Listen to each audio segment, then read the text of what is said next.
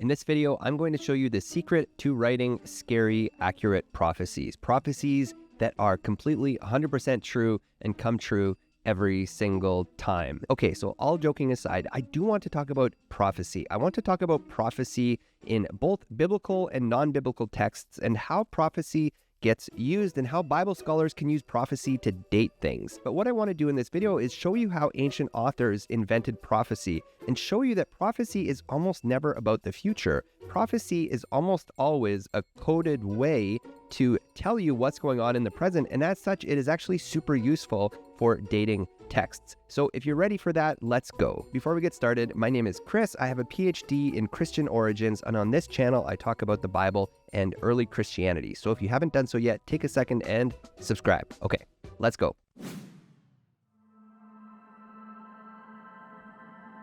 Okay, so I'm going to start here with Daniel chapter 11, and Daniel is a really interesting character, and as we will see, there were more prophecies from this apparent Daniel character than just what we actually have in the book of Daniel, but we're going to start here. So this is Daniel 11, and I mean, I know, like, when I was a kid, I read this and I thought, this is crazy accurate. Like, how could it be so accurate that this guy in Babylon had such accurate visions of the history of the future of the world? And the answer is really not that difficult to figure out. It's because it was written at the time when things were happening. So if we look at Daniel chapter 11, it's actually relating things that happened during the time of King Antiochus Epiphanes and the Maccabean Revolt. It's talking about these wars that actually happened. And by describing history that has just happened and making it seem like it came from like the mouth of some ancient sage named Daniel in Babylon, it can create accurately powerful prophecies. And I will show you this outside of the Bible too, because I know I'm going to get pushback from just doing biblical stuff.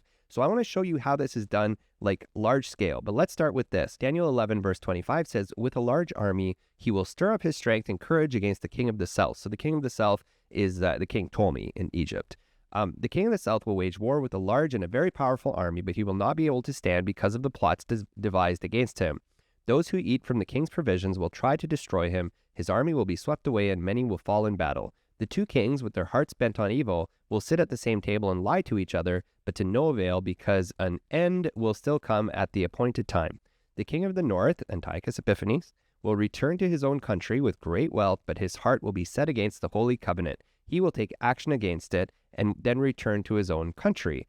At the appointed time, he will invade the south again, but this time the outcome will be different from what was before. Ships of the western coastlands will oppose him. So this is actually really interesting because this is actually history. This is actually the war between Ptolemy in Egypt and Antiochus, who's like the Seleucid king in Syria, roughly. So basically what happened, Jerusalem was caught in the middle. It was absolutely caught in the middle. So this reference here to ships of western coastlands will oppose him, we actually know about this from history. This is the Romans. So the Romans came in and opposed Antiochus and kind of kept him in his place and allied with the Ptolemies. But then we come down here. It says his armed forces, this is Antiochus, his armed forces will rise up to desecrate the temple fortress and will abolish the daily sacrifice. They will set up an abomination that causes desolation. So famously, this is what happened. Antiochus got rid of the sacrifice and very famously sacrificed a pig on the altar.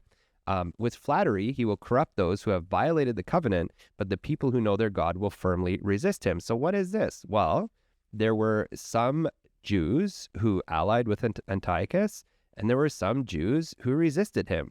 So literally what you see as you read this is not a prophecy of some future thing. It's a very specific thing from the author to encourage people who are resisting and to make it sound like resistance was always predetermined by God.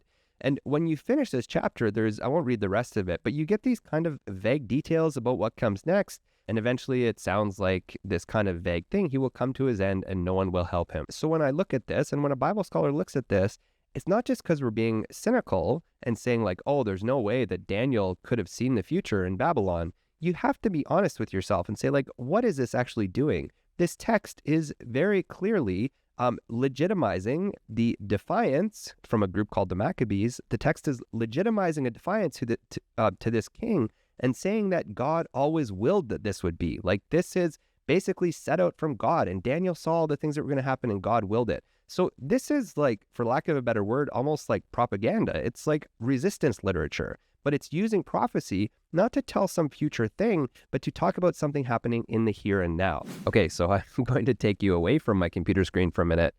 This is my pile of books I've been working on as I prepare this video. Lots of fun stuff. But this one I actually couldn't find online. This is the Dead Sea Scrolls. I couldn't find a copy of this one online, so I'm just going to show you from the book. So this is 4Q245.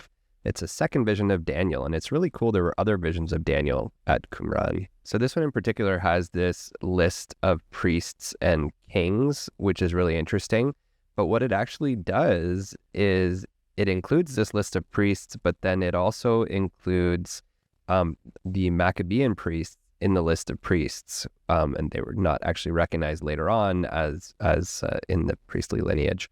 So again, this is kind of a similar thing. You can see how resistance literature is being used. So you can actually see, hopefully you can see around 10, it says Joshua, Onias, Eliakim, Judah. So these are the priests under the Maccabees: Judah, Jonathan, Simon, Yohanan, and Judah. Sorry, it's a little bit shaky, but hopefully you get the idea. So this is a cool example from literature from Qumran, from outside of our canon, and you can see the same thing happening. It's the exact same thing, even happening in the name of Daniel, being used to justify resistance. Okay, so coming back here, I want to talk about the Sibylline oracles. The Sibylline oracles are quite famous, like Jewish and Jewish Christian literature. Like there's a bit of like cross-contamination there.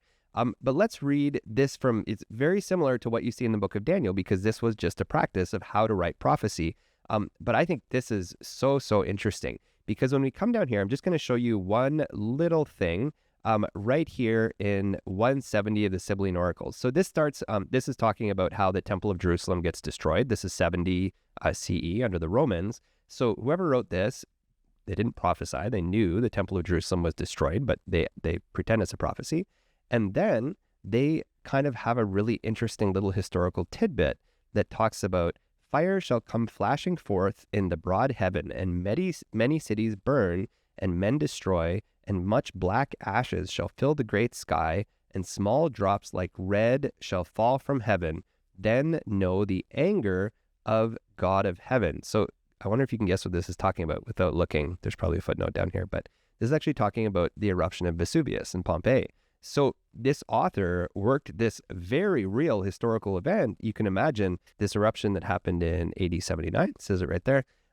So this eruption, you can imagine that by working this real event into this prophetic literature and pretending that this was prophesied long before it actually happened, it can really add a lot of like gravitas to this. But at the same time, it gives us a clue as to when this author's writing, because they obviously know some of these details about the eruption of Vesuvius. So let's take this to the Gospels. When we look at Mark 13 and we see this, if you want to know how Bible scholars date the Gospels, it's exactly this. One of the reasons that we kind of like know what's going on with the Gospels. Now, there's a little bit of like, some people will argue that some people will argue that Mark was written a little bit before the fall of the temple, because it was becoming very obvious that like something big was going to happen here. I think it was probably written after. It makes a lot of sense, but you can decide for yourself. If you read this, so it says, as he came out of the temple, one of his disciples said to him, "Look, teacher, what large stones and what large buildings." Then Jesus asked him, "Do you see these great buildings? Not one stone will be left here upon another, and all will be thrown down." And I'll jump down here. We have actually similar language to Daniel, but when you see that desolating sacrilege set up where it ought not to be, let the reader understand, then those in Judea must flee to the mountains. The one in the housetop must not go down or enter or take anything from the house. The one in the field must not turn back to get a coat. Woe to those who are pregnant and those who are nursing infants in those days. Pray that it may not be in the winter, for in those days there will be suffering, such as has not been from the beginning of the creation that God created until now and never been. So one of the interesting things about this, and it's like, admittedly, it's a bit more vague, but it seems to again be referring to the destruction of Jerusalem and the destruction of the temple under the Romans this time. And there's even, and this is a bit more of a stretch, but there's even some have thought that this talk about running and fleeing into the hills actually refers to the famous flight to Pella. So the historian Eusebius, a famous church historian, reports that some of the Christians had like a vision from God that they were supposed to flee Jerusalem, and they escaped before the Romans came, and they went and lived in the mountains in Pella. So it's a little bit more of a stretch. But let's jump over to Luke, because when we come to Luke 21, we see something even more obvious, because Luke takes this kind of stuff and adapts it, but Luke actually adds this: when you see Jerusalem surrounded by armies, then know its desolation has come near. Some people are going to want to argue that Jesus is prophesying this, but when I read this, it's pretty obvious to me it's the same thing that's happening in Daniel, same thing happening in Pseudo-Daniel, same thing happening in the Sibylline oracles.